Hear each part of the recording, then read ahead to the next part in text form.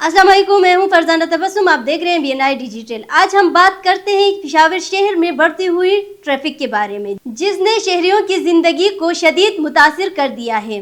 सुबह और शाम की औकात में सड़कों और गाड़ियों की लंबी कतार मामूल बन चुकी है, जिसके बायस लोगों को दफ्तर, स्कूल और हॉस्पिटलों तक पहुंचने में शदीद मुश्किलात का सामना होता है, जिसके बायस लोगों को दफातर, स्कूल और हॉस्पिटलों तक पहुंचने में शदीद मुश्किलात का सामना है।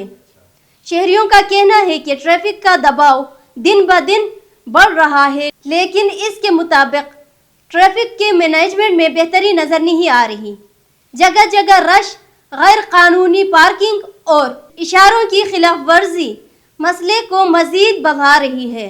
हुकूमत से मुतालबा है कि फौरी तौर पर जामी ट्रैफिक प्लान, रश के औकात में इजाफी एहलकार तैनात किया जाए और शहरियों को मुतबादिल रास्ते की रहनुमाई फराहम की जाए, ताकि पेशावर की ट्रैफिक को बेहतर अंदाज में कंट्रोल किया जा सके।